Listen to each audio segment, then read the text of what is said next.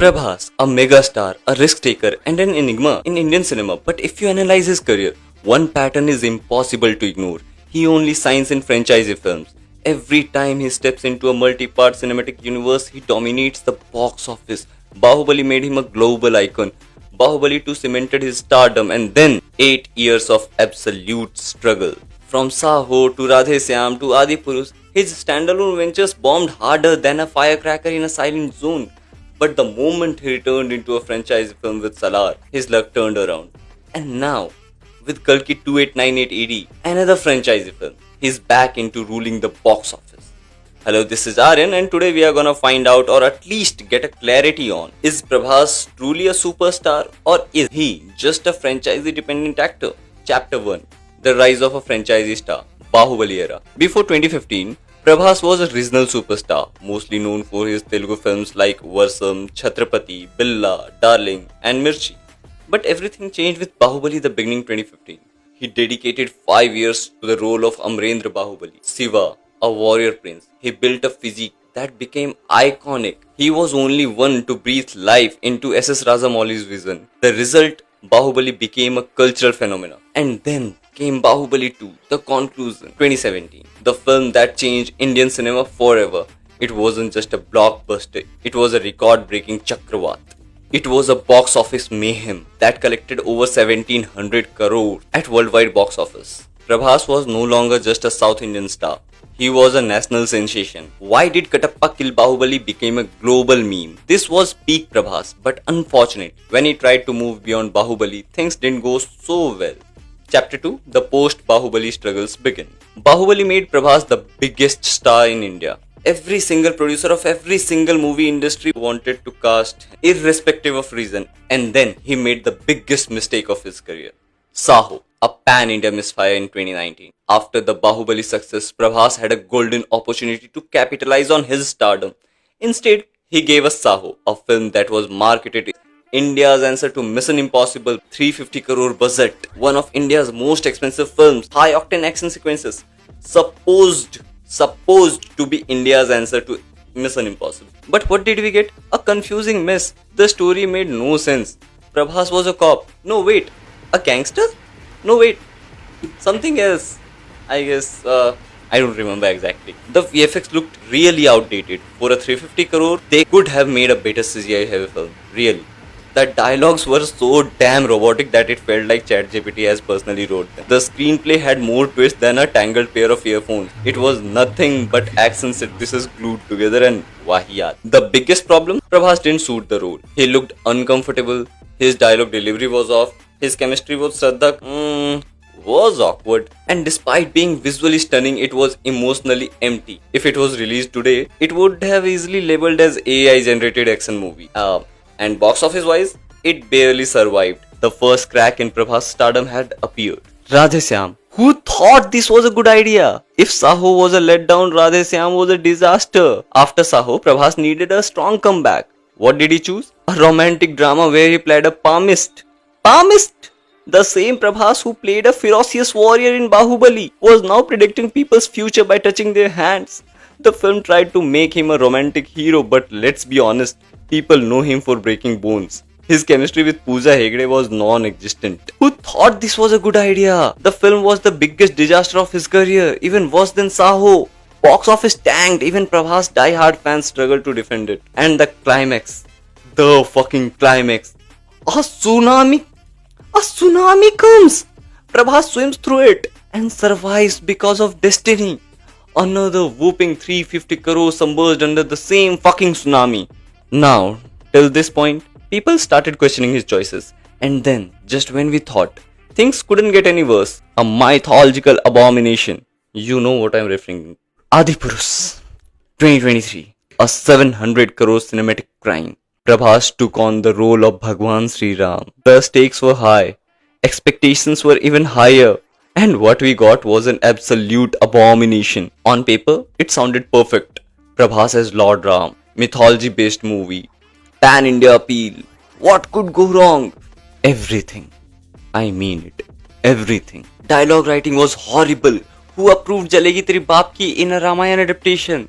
CGI looked like a 2005 PS2 game. Hanumanji was speaking Tapori language. Prabhas took a huge risk by playing Bhagwan Sri Ram, Raghav, but instead of respectful portrayal, the film became a meme fest. This was not a Ramayana adaptation. This was a fan fiction gone horribly wrong. The backlash was really brutal. Religious groups protested. Global audience trolled the film. Even Prabhas' biggest fan disowned it. Tollywood and Bollywood was seen fighting to disown it. After Adipurus, Prabhas' career was at rock bottom. No standalone film was working. But then came Salar. And once again, the franchisee magic worked. Chapter 3, The Redemption. Franchisee saves Prabhas again. Salar 2023, finally a hit. When all hope seemed shattered, Salar Part 1 Ceasefire happened. A dark, gritty action film directed by Prasant Neel, the man behind KGF, and surprise, it was another franchisee movie. Prabhas was back in his comfort zone, playing a larger-than-life, badass character in an action-packed cinematic universe. And despite being A-rated, loaded with violence, it became a massive success. The film trended on Hotstar for a year straight, which is an insane record, proving that audiences still love Prabhas in the right kind of roles only. But from the same director as KGF, Salar Part 1 Ceasefire gave Prabhas the biggest comeback of his career. Literally the biggest comeback. It was dark, violent, and gritty. A complete contrast to Adipurus. Prabhas played Deva, a brutal killer with a mysterious past. The movie ended with a massive cliffhanger, setting up Salar 2, and the result, box office explosion. More than 700 crore worldwide gross. Prabhas was back in the game. Most streamed film on Hotstar for over a year. Insane, right? Fans called it Bahubali on steroids. And its cliffhanger ending is Salar Part 2, Sauryanga Parvam. Once again, the formula was clear. If it's a franchisee, Prabhas will sign. If it's a standalone film, he's in trouble. Kalki 289880. Another franchisee, another blockbuster. Even after the Adipurus disaster, Prabhas took on another mythological role, which was a very brave decision of his, Karna, in Kalki 289880. But guess what? Since it was a franchise film, it worked. Record-breaking numbers, positive word of mouth, a dystopian sci-fi epic, blending mythology with futuristic elements. Prabhas played a complex, larger-than-life warrior from Mahabharata, a multi-part cinematic universe planned by Nag Ashwin. And guess what? A whooping 100 plus crore blockbuster. With Kalki, Prabhas solidified his place as king of franchise films. He was no longer just Bahubali. He was now part of India's biggest proper sci-fi cinematic universe. Chapter 4, Raja Saab. Will the curse strike again? The Raja Saab 2025. Another standalone film? Now, Prabhas is set to appear in The Raja Saab, a horror comedy. A horror comedy? Prabhas, why we have seen what happens when he tries new genres. Romance, Radheshyam, flop. Mythology, Adipurus, flop. Gangster action, Saho, flop. And now he is trying horror comedy. If history repeats itself now, this could be disaster waiting to happen. Chapter 5. Why is Prabhas only successful in franchise films? At this point, it's not a coincidence. Prabhas is at his best when he is part of a film universe.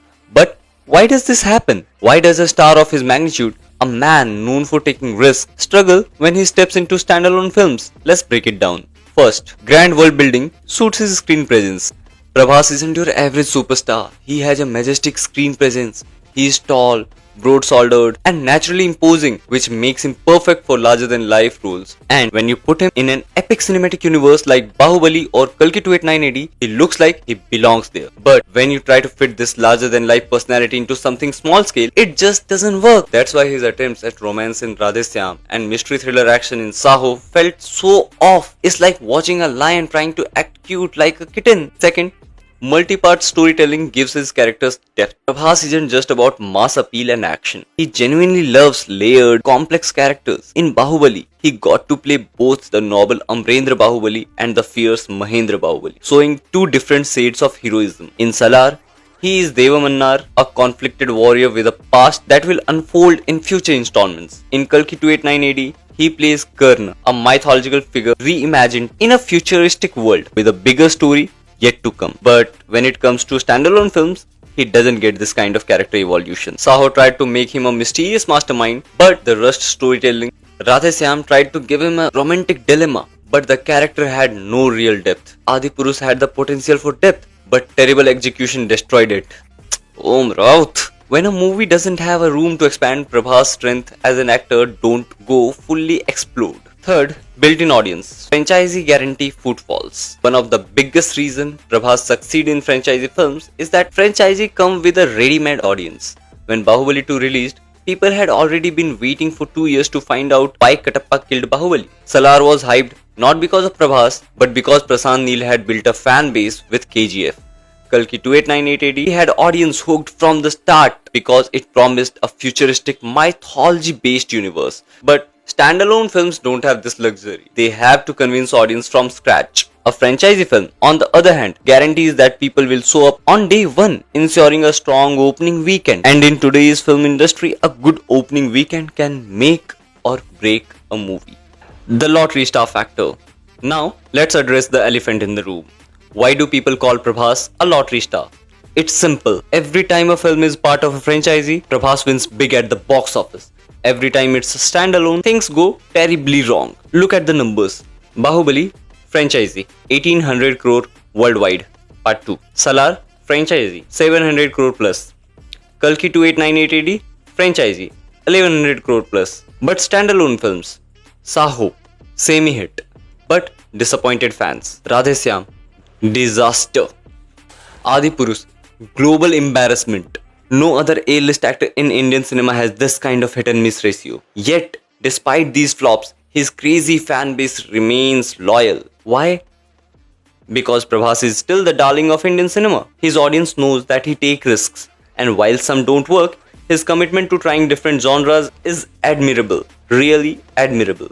Chapter 6, Future Projects. Can he break the curse? Upcoming lineup of Prabhas is a mix of franchisee films and standalone films. Can he finally deliver a solo blockbuster and prove he is not just a dependent on franchisee? Let's take a look. The Raja Saab, horror comedy, standalone. This is where Prabhas is taking another massive risk. It's a horror comedy, a genre he has never attempted before. The teaser and trailer hints at a wacky fun and spooky experience, but will the audience accept it?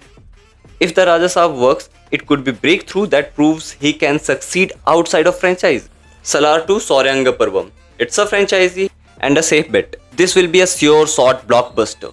100%. Fans are desperate to see what happens next in Salar universe. This I know. Prasad Neel won't mess this up.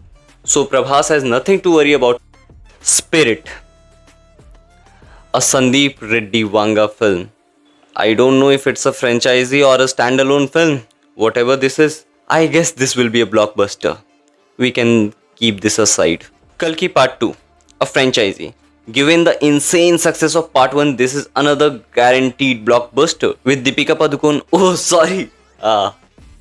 with not Deepika Padukone, Amitabh Bachchan, Kamal Hassan and Disha Patani in the mix, the hype is unstoppable. Disha Patani or Patni, I don't know. Fauji, action drama, standalone.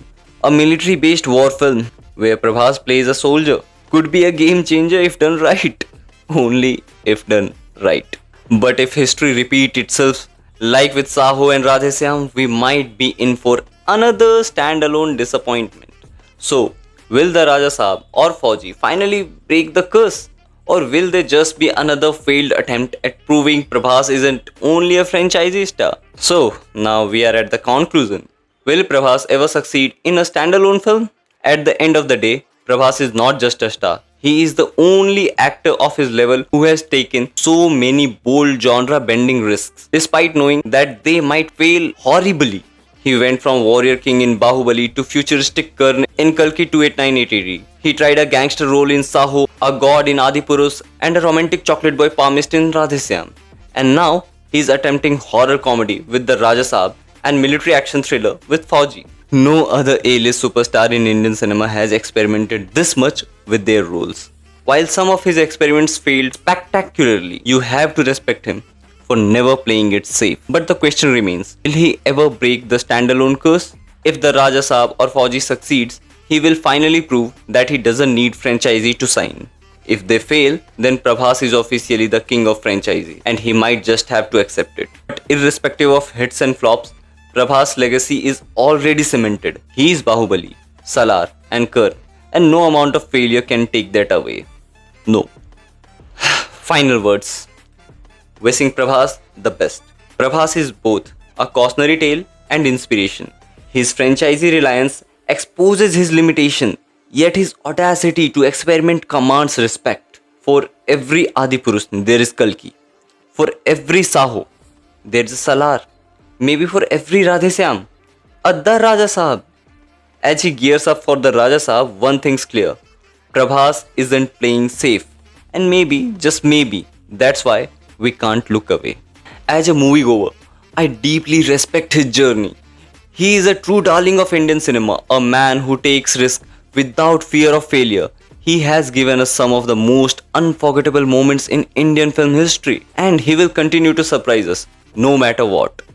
So, whether the Raja Sahab becomes a hit or not, whether Fauji changes his trajectory or follows a standalone course, one thing is for sure, Prabhas will be a superstar. And maybe, just maybe, one day he will finally crack the standalone film formula. Until then, we watch, we wait, and we hope.